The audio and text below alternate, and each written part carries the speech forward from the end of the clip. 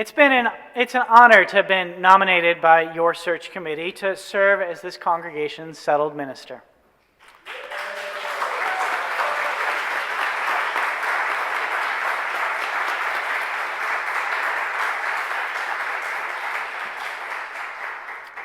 Thank you. Over the last 6.5 years, it has been a pleasure to serve first as your interim senior minister, then as your developmental senior minister. And I think we've done good work together. We've navigated a global pandemic. We've stabilized and modernized our congregation's administration.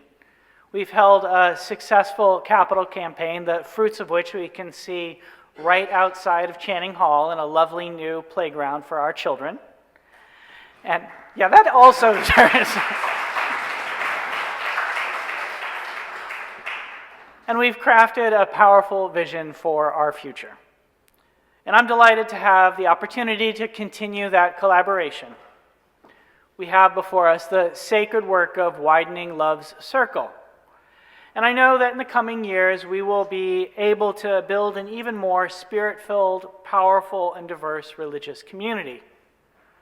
I'm also positive that our shared labor will be a restatement of the strength of our covenantal commitments, to make love the spirit of this congregation, to take service as our prayer, to dwell together in peace, to seek truth and love, and to encourage one another. In about a month, there'll be a special congregational meeting for you to vote.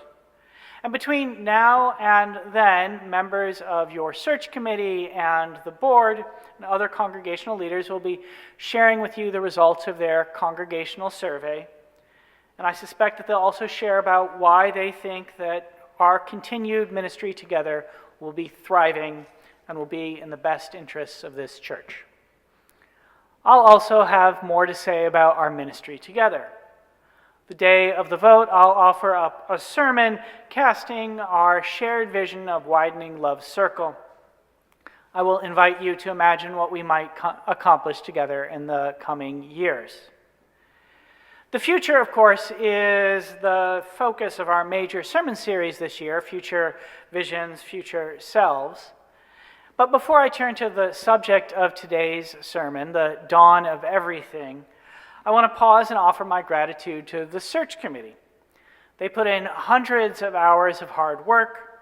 They read through and synthesized the results from numerous surveys. They organized cottage meetings. They held innumerable meetings. You put your faith in them, and they listened to you.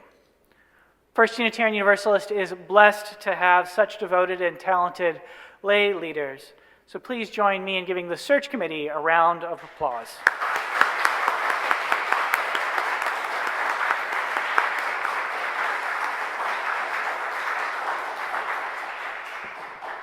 I'm sincerely grateful for their hard work, and I hope that you are as well. Celebrating the work of the search committee is a bridge to the central message of today's sermon. Here at First Unitarian Universalist, we say that we seek the truth in love. When we gather with the wider Unitarian Universalist Association, we state that we learn from one another in a free and responsible search for truth and meaning. The concept of religious freedom is core to both statements. And today, as we consider the future, I want to lift up freedom as one of our central religious values. One of my mentors, the Unitarian Universalist folk singer, political radical, and union organizer, Utah Phillips, used to summarize his understanding of our tradition in a single sentence. All we want, he would say, is to create voluntary associations. All we want is to create voluntary combinations. Our Unitarian Universalist congregations are voluntary associations. No one is forcing you to be here today. Okay, that statement might not be true for the under 18 crowd. But otherwise, you're always free to cast about for the exits during the sermon. No one's going to make you believe something. No First Unitarian Universalist exists because of the will of its members. No outside entity compelled the congregation's founders to form it, and no group beyond the congregation's members sustains it from generation to generation. As a voluntary association, you craft your own covenant, vision, and mission. Love is the spirit of this congregation. Widening love's circle. These are statements you came up with on your own. The Unitarian Universalist Association did not impose them upon you. The association also does not impose ministers on you. The board has the power to hire and fire contract ministers. And it is only the congregation itself, that is all pledging members, who have the power to call settled ministers. This commitment to religious freedom has a deep history. It is a history that many Unitarian Universalists recapitulate in their own stories. It is a history that hinges on what the anthropologist David Graeber and the archaeologist David Wengrow named the three primordial freedoms. These are the freedom to move, the freedom to disobey, and the freedom to create or transform social relations. The freedom to move, the freedom to disobey, and the freedom to create or transform social relations. They describe these freedoms in their magisterial book, The Dawn of Everything. In it, they attempt to disrupt the standard account of human history. Rather than accepting the progressive narrative that places hunter-gatherers on one end and us enlightened modern city dwellers on the other, they want to suggest that history is filled with a diversity of alternative possibilities. They understand history as a form of myth-making. Myth is the way in which human societies give structure and meaning to experience, they write. In this, they agree with Grace Lee Boggs, who we lifted up as part of our Lives of the Spirit series in the spring. She observed, history is not the past. It is the stories we tell about the past. History is the stories we tell about the past.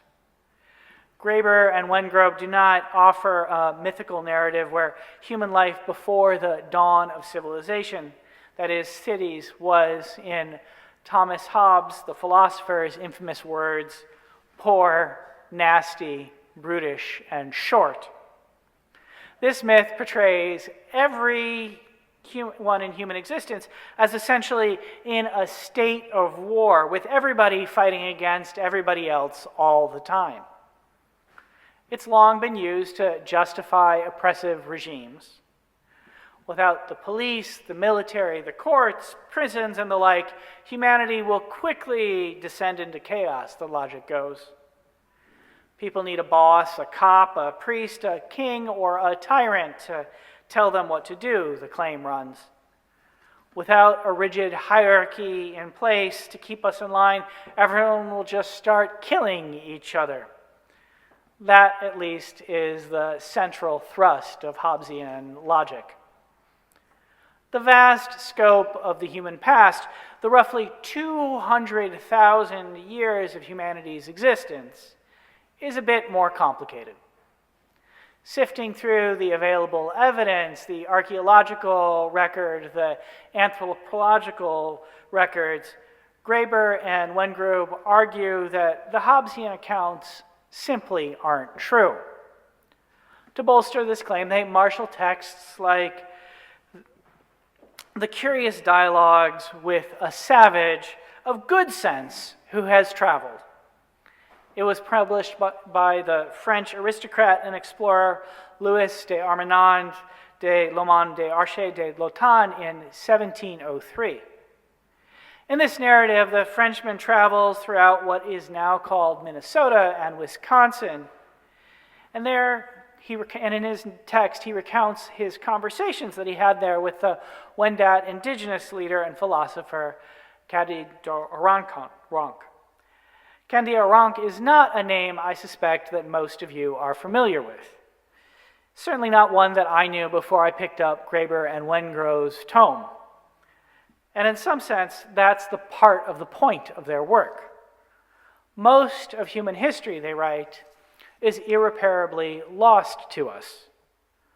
But what we can recover, they want us to know, is a lot more varied and interesting than we typically imagine. It's not the story that features savage hunter-gatherers on one end and enlightened Europeans on the other.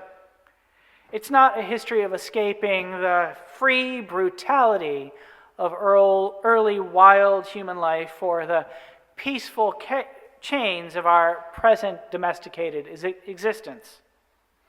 It is more interesting. It's filled with people like Candia Rank. He was a key strategist in trying to build what's been described as a comprehensive indigenous alliance to hold off the settler advance. He is widely regarded as a brilliant orator, a great warrior, and a skillful diplomat. He despised Christianity. He thought it was absurd. If Jesus was really the Son of God, he claimed, and these are words attributed to him, he would have gone from nation to nation performing mighty miracles, thus giving everyone the same laws. Then we would all have exactly the same religion.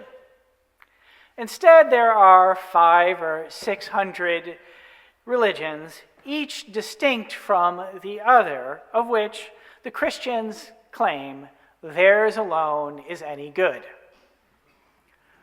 There are 400 or 500 or 600 religions, each distinct from each other. Kadirandra's words illustrate that human society and human belief have been incredibly diverse across time. There have been some societies, like the French one, which Kadirandra's interlocutor, Lahoutan, came from. These believed, in his words, the wicked need to be punished and the good need to be rewarded. Otherwise, murder, robbery, and defamation would spread everywhere. And there have been those that rejected the idea that we humans must be forced to be good. Such societies existed without judges, without laws, and sometimes without even anything like money. That's not to say that they have been perfect. They've not been utopias. But they have been complicated settings in which the full drama of human life, birth, death, and all that comes in between has taken place. They have been settings where some people have often had and sometimes lost and sometimes found again or struggled for the three primordial freedoms: the freedom to move, the freedom to disobey, and the freedom to create our own combinations. These three freedoms have long been central to our Unitarian Universalist tradition. The same can be said about the effort to reimagine or reinterpret the past as a source of freedom rather than a justification for tyranny. I suspect that some of you are familiar with both of these dynamics in your own experience of Unitarian Universalism. I anticipate that this is especially true if you came from another tradition before you found ours. The freedom to disobey. I invite you to think about this freedom in relation to your own spiritual journey. Often during our Inquirer series, when I meet a new member of the congregation, I ask them a question that runs something like, what brought you to First Unitarian Universalist? What is your answer to that question? A common response when I ask it might run something like this. I grew up in a Catholic or Southern Baptist or other Orthodox religious household, you might say. And then you might continue, I became a teenager. And I started to ask questions. I had a question about hell. And so I asked my Sunday school teacher, naively, what happens to people who aren't Christian when they die? Do they all go to hell? And well, my teacher said, yes, they all go to hell. And I thought that was wrong. And so I decided that I did not believe the teachings, the creeds of that religious community. Your stories, of course, vary greatly in the details, but so often they hinge upon that freedom to disobey. You disagreed with a creedal statement. Rather than obey the hierarchies that it contains, you exercise the second primordial freedom, the freedom to move. In other words, you left the religious community that you grew up in. You spent some time wandering, exercising your freedom of movement as you explored your spirituality. And it's not uncommon for new members to tell me that first they tried the Methodist Church, then they tried the Episcopalians, then maybe the Buddhists, maybe even Reformed Judaism, before somebody said, maybe you should check out the Unitarians. But whatever you disobeyed, wherever you wandered, we told you that you are welcome here. You're welcome to join with us in the work of widening love's circle. And when you stayed, it likely was because you were attracted to our community's commitment to the third primordial freedom, the freedom to make our own voluntary combinations. The freedom to make voluntary combinations, Graeber and Wengrobe observe, that freedom to make promises is its most basic and minimal element. We Unitarian Universalists place that element of freedom at the heart of our life together. For that's what a covenant is, after all. It is a promise that we make to each other about how we will create our community together. Love is the spirit of our congregation, a promise to place love at the center of all that we do. Service is our prayer, a promise to live out our faith in deeds rather than relegate it to creeds. To dwell together in peace, a promise to treat each other with respect and kindness. To seek truth and love, a promise to place the value of freedom, of conscience, forever in conversation with our care for each other. To encourage one another, a promise to build our communal life from the bricks of compassion, anti-racism, equity, and diversity. These are the promises of our covenant. They come from the freedom we treasure, the freedom to make our own combinations. The freedom to make our own voluntary combinations. The freedom to disobey, the freedom to move.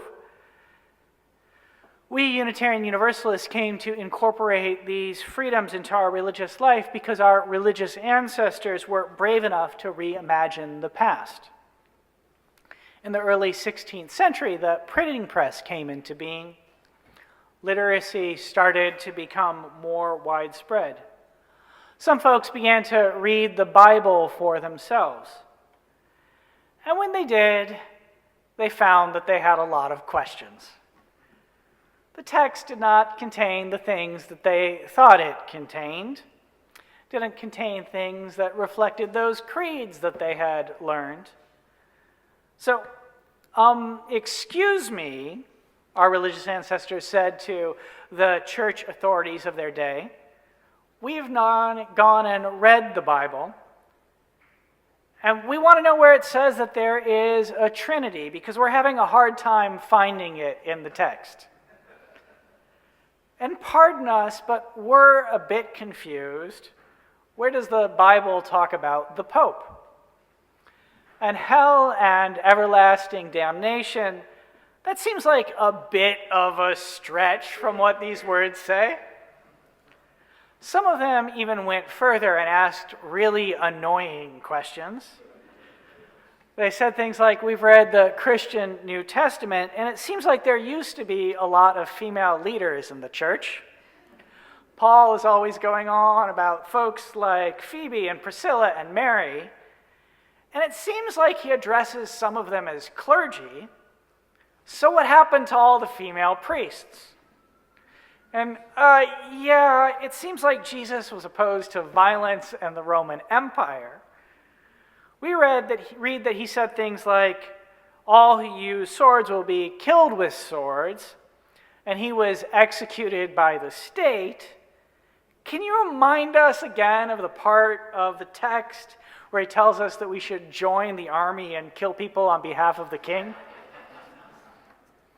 From all of this, we dissent, they said. We disobey these teachings. They're not in the Bible, and so in many cases, our earliest religious ancestors literally ran away. This, of course, is how Unitarianism came to the Western Hemisphere. The people who brought Unitarian theology to places like Massachusetts, Pennsylvania, and South Carolina, the locations of our earliest congregations, were actually often literally on the run from religious authorities back in Europe. They disobeyed, they ran away, and they made their own combinations. The earliest covenants in our tradition, the promises that our religious ancestors made to each other, date from the arrival of those early Europeans to places now called Boston and Plymouth. Now, in lifting up the inspiration we got from reinterpreting the past, the dawn of Christianity to disobey, to run away, and make their own combinations, I do not want to give the appearance that I'm endorsing settler colonialism. There is a reckoning that we Unitarian Universalists have to do with the foundational horrors of this country. The promises that many of our religious ancestors initially made did not include indigenous people or people of non-European descent. But that is not the sum of our history. And just as human history is more complicated and varied than the Hobbesian account, it was not primarily poor, nasty, brutish, and short. Unitarian Universalist history has not entirely been the history of Europeans. The earliest Unitarian community in India dates to the late 18th century. It was not founded by Europeans.